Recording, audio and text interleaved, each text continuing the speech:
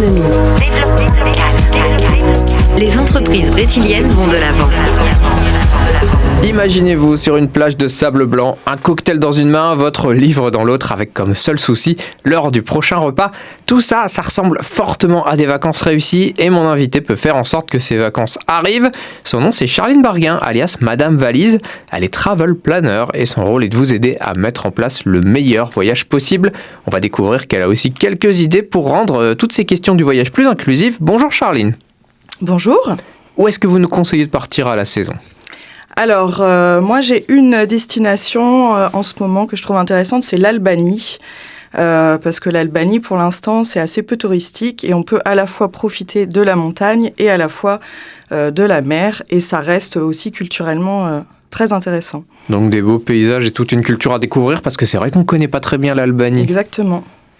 Eh ben, c'est noté. Et le voyage, forcément... On sait que parfois ça peut être vu comme quelque chose d'un peu cher. Tout le monde n'a pas les moyens d'aller passer une semaine aux Bahamas. Mais est-ce que c'est forcément cher un voyage ?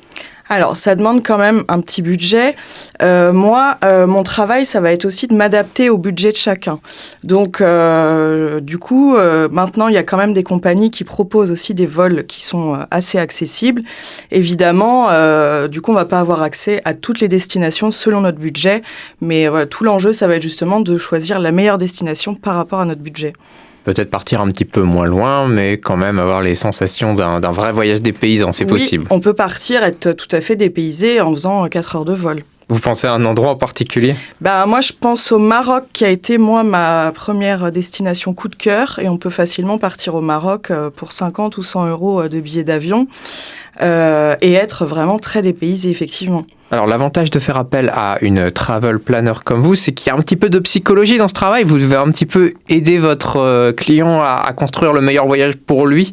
Vous devez être à l'écoute de ses besoins. Tout à fait. Et j'ai fait un peu de psychologie et aussi j'étais éducatrice spécialisée.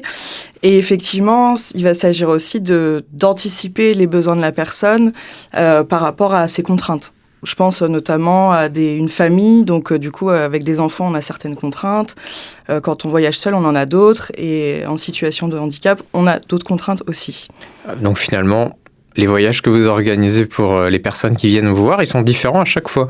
Oui, tout à fait, exactement. Et les demandes sont différentes à chaque fois, donc ça va être à moi de m'adapter à chaque personne. Ouais. D'ailleurs, parmi les prestations intéressantes que vous proposez, il y a des voyages pour femmes seules. Alors pourquoi ? Alors, parce que moi, du coup, j'ai voyagé seule plusieurs fois. Donc, je suis partie seule en Asie, à Bali, au Sri Lanka notamment.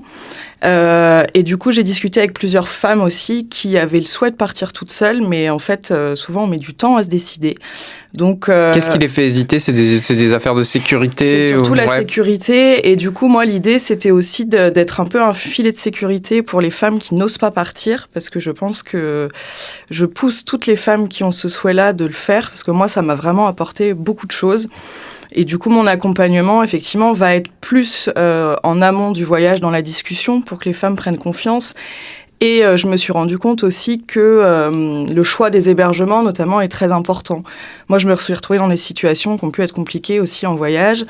Et donc, voilà, il y a des choix stratégiques à faire aussi pour se sentir sereine pendant son voyage. Avec votre expérience, vous connaissez les lieux où on peut aller toute seule ? Oui, en tout cas, je sais mieux choisir maintenant des hébergements plus sécurs, ouais. Et toujours dans cette réflexion, dans cette volonté d'inclusivité, vous venez de lancer l'organisation de voyages pour personnes en situation de handicap. Alors là, je suppose que tout doit être pensé en amont quand on est concerné, qu'on part en vacances. Il y a énormément de paramètres qui doivent être pris en compte. Oui, alors là, en fait, l'idée, c'est que moi, j'ai travaillé du coup avec une association bretonne qui organise des séjours adaptés de groupes, donc 10, 12, 15 personnes. Et je me suis aussi occupée de personnes à domicile, donc qui ont leur logement. Donc, ils sont très autonomes au quotidien, mais qui, du coup, ne partent pas en vacances parce qu'elles n'ont pas envie de partir dans des gros groupes. Mais par contre, elles ne se sentent pas suffisamment à l'aise pour l'organisation du voyage. Donc, moi, mon idée, c'était de proposer vraiment un accompagnement en amont avec 3 rendez-vous pour vraiment bien baliser les choses, pour que les personnes puissent partir en autonomie, donc soit seules, soit en couple ou en groupe ou même en famille.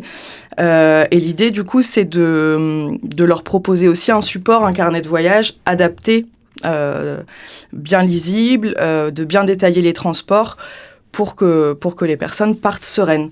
Et pour les personnes en fauteuil roulant, il y a aussi toutes les personnes qui partent en fauteuil doivent préparer encore plus que les autres leur voyage. Ça doit être un casse-tête de trouver des transports accessibles ou ce genre de choses. Et donc, il y a toute cette vérification à faire aussi en amont. Donc vous leur permettez de partir le cœur un petit peu plus léger parce qu'ils savent qu'ils ne se retrouveront pas bloqués quelque part parce qu'il n'y avait pas cette accessibilité qui était proposée sur place. Exactement. D'autant que j'imagine que tous les pays n'en sont pas au même point sur ces questions. Non, alors là, effectivement, il y a un choix de destination à faire. Je parlais du Maroc tout à l'heure. Par exemple, je ne conseillerais pas le Maroc pour des personnes en fauteuil. Enfin, pas en première destination, en tout cas. Voilà. Mais en tout cas, les questions sont différentes sur les personnes en fauteuil ou handicap psychique. Mais du coup, moi, je m'adapte à chaque demande. Donc Charline Barguin, je rappelle que vous nous proposez via votre structure, Madame Valise, d'organiser différents voyages en fonction un petit peu des besoins du consommateur, du client, du voyageur, on va dire, c'est plus beau. Qu'est-ce qui vous a donné envie d'organiser ces voyages pour les autres ?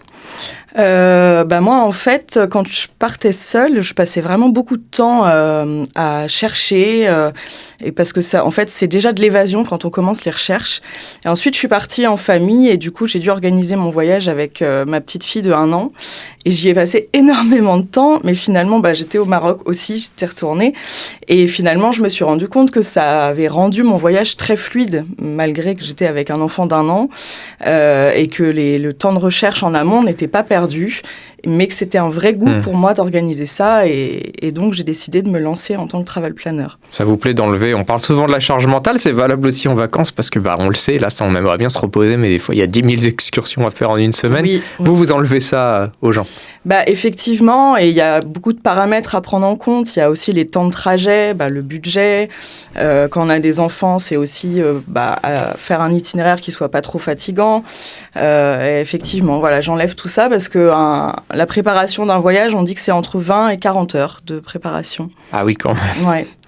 Et puis, avant de se dire au revoir, Charline, alors je pense que vous nous avez déjà donné de bons indices sur la réponse que vous allez apporter à cette question. C'est quoi le plus beau voyage que vous ayez fait ? Le plus beau, je dirais que c'était le premier. C'était à Bali, du coup, où j'ai découvert le snorkeling et vraiment la liberté que ça m'a apporté de partir loin, de découvrir une nouvelle culture. C'était ce premier voyage. C'était d'être coupé du monde qui vous a plu. Exactement. Vous aussi, vous serez peut-être bientôt coupé du monde. Vous faites appel au service de Charline Barguin. Comment on vous contacte ? Comment ça se passe si on a envie de planifier des vacances avec vous ? Alors, il y a un premier appel découverte qui est gratuit, donc de 30 à 45 minutes, où les gens m'exposent leurs projets. Et moi, je parle aussi de mon rôle, de mes missions. Vous pouvez aller sur mon site directement, il y a un formulaire de contact, donc sur madamevalise.fr. Et vous en avez l'habitude, et je vous le redis, on mettra évidemment ce lien sur le podcast de cette interview sur radiolaser.fr. Merci Charline. Merci beaucoup.